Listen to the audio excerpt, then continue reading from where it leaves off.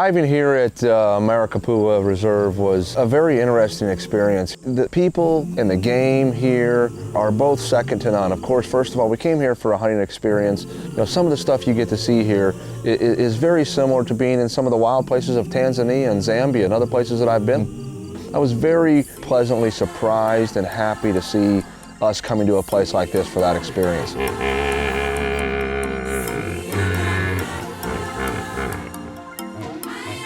For me, Africa over the past 20 years has been probably one of my greatest passions in life. But as of late, especially when you get somebody important in your life like I have been fortunate enough to find Sabrina, it becomes even more important, more passionate for me to share that same experience of Africa with those that I love and care about.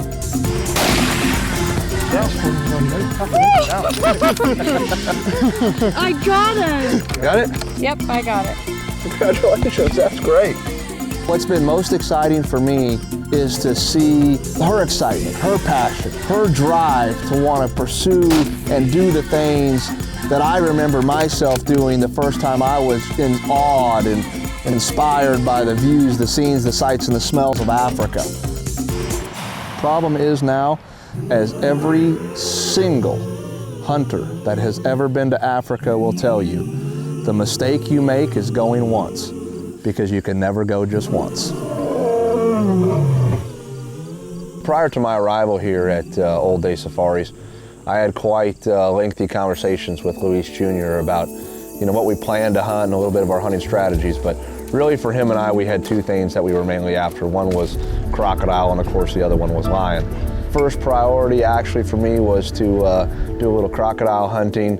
You know, Luis told me about one of these big crocs they had in one of the dams, and it's been here for a long time. And he says, "Listen, man, he's cagey. You guys are going to really have to work for this one."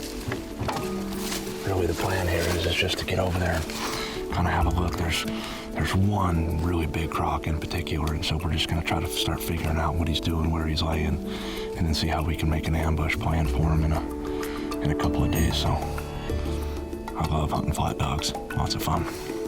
You know, this wasn't going to be easy. I mean, frankly, look, you could do the traditional blind and baiting situation, but honestly, that's just not really my thing when it's not necessary. I enjoy the pursuit of the hunt. I love spotting and stalking animals, and I've done it with crocs before, and anyone who has done it knows that these things, they might look like they're asleep, but they are wide awake. They have an incredible sense of smell, hearing, sight. Everything is super keen, especially when you consider the animal's probably, 40 or 50 years old. It didn't take us long to figure out this was not going to be easy. And the big one he's there. But of course, he's not getting out of the water much. You know, we either had a long 200, 300, 400-yard shot from the open, or we were gonna have to come through the mountains. So it took us a day or two to kind of figure out what we thought this croc was gonna do, and then we decided we needed to try to go in and see what we could get done.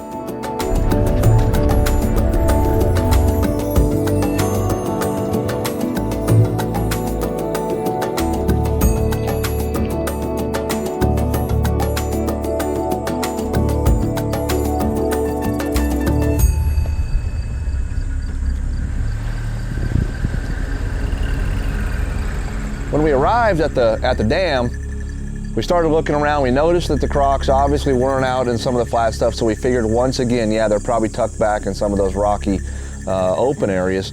We've got over here to where the crocs are at. We're gonna try to sneak around, just have a look, see what's going on, then we'll decide if we can stalk them.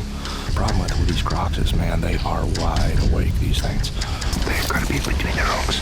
So maybe it's a good idea to sneak up over here and see if we cannot just find them by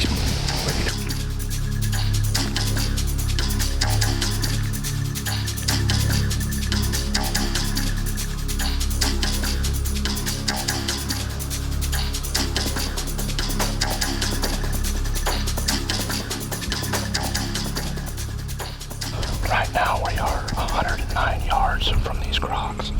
The big one is the bottom left one, kind of laying at the edge of the water.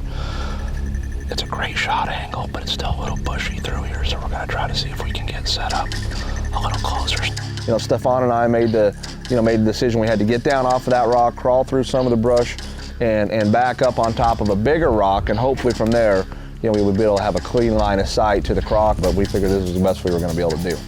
What do you think? I'm thinking, you see where his smile is, his horn. I'm thinking just down below his horn. Everybody ready?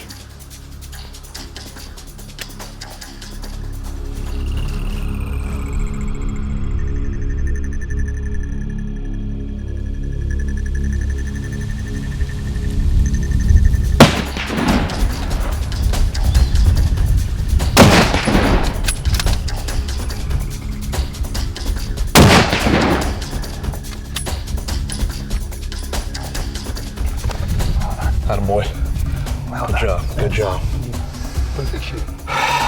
Yeah, he that anchored him right there. I mean, anchored him on the spot, huh?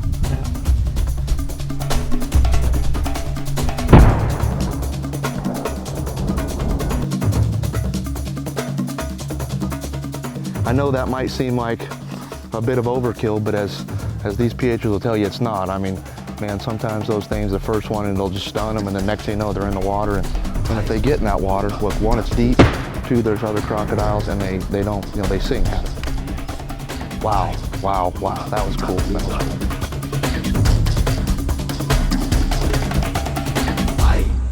So when I ranged it from where I was sitting, I was at 107, and then where you was moving over to was about 15 more yards, less yards. Right. I was thinking it was going to be about 89. Where was you at? Yeah, no, I was right at 94 where I was at on the rock. I ranged them a couple of times, and yeah, it was 94. So I mean, it's, you know, I wouldn't say that's ideal for a shot at a croc. I think most guys would probably rather keep it 50 and under, but you know, where he was at in that situation, that was as close as we could get, so it ended up working out okay. Yep.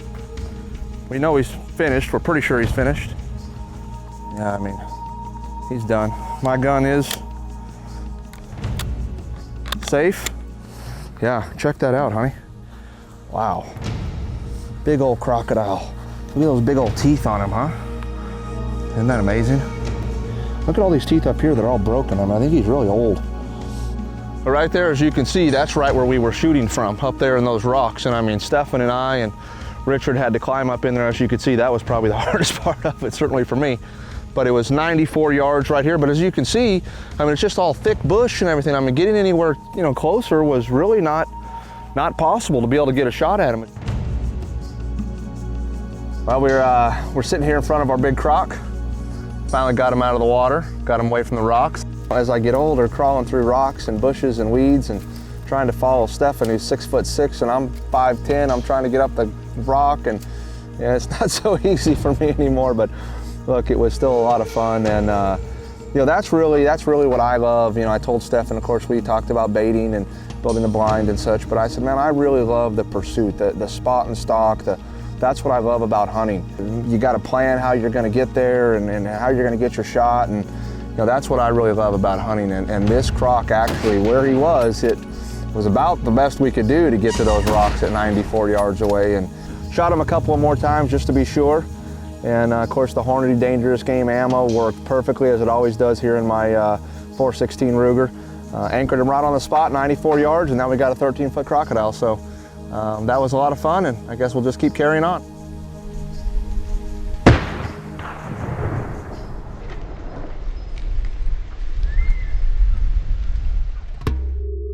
Interestingly enough, Sabrina's list, and of course on top of it, was a big kudu. I mean, who doesn't think of a big kudu as maybe Africa's most iconic plains game species?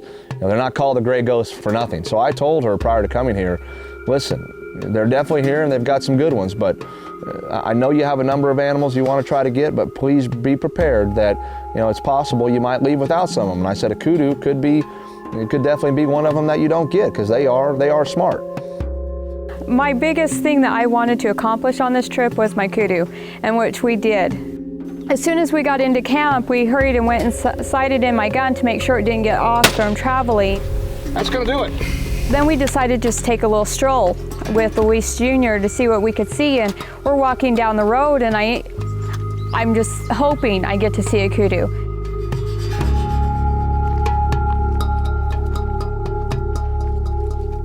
And I seen one in the reeds, and I'm like hitting Luis Jr., and there was two down in there, both nice kudus, and We set up on one, and he sat there really good. He was watching the other kudu move off, and Luis Jr.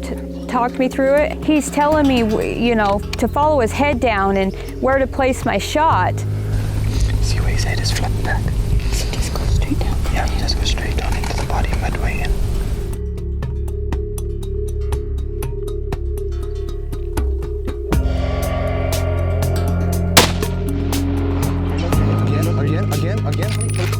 Again? Put another shot into the gun. Again? Okay. Reload. It's okay. Just like. Just ready. Follow him. So I make a nice clean shot, and I pulled it off. I put the shot right where Luis Jr. told me to do it, and the rest is history. I have my kudu. Yeah, we'll just give him a second, but I think he's down. Okay, he's down. Good job. I spotted him again. You did? Yeah, you sure did. No, that is the second shot. The first shot hit him good. Yeah, no, the first one, his shoulder is finished, eh? He's good. It was a very emotional moment for me because it's a gray ghost. They're just not everywhere. They're not an easy animal to hunt, and for me to be here and get it the way I did, it just doesn't happen like that. Let me just check. Baby, you need to come down here. Come look at your kudu. This is pretty spectacular. See if you can pull them up at all. Look at that, huh? Look at that. Well, honey, you know, look, I don't know what to say. I'm just so excited for you. I'm so happy for you to get here to Africa, your first day, and get to come out. And I know this was your primary animal you wanted, and you got a beautiful old kudu bull. Yep, totally what I came here to get. Are you excited? Yes. Yeah. And of course, right away you spotted. I saw you pointing. I saw that you had spotted it first, and then Luis sees it, and he says, "Oh, it's a great-looking old bull." And you guys made a nice little stalk and got down here and made a good shot right on the shoulder, and you got him. Yep. So happy for you, baby. Proud of you. Okay. Thanks. Congratulations to you. All right. To get the In the Zone crew to come and film your hunt, or to be on the African Hunter TV show, contact us at info@rtzmedia.co.za or visit www.rtzmedia.co.za.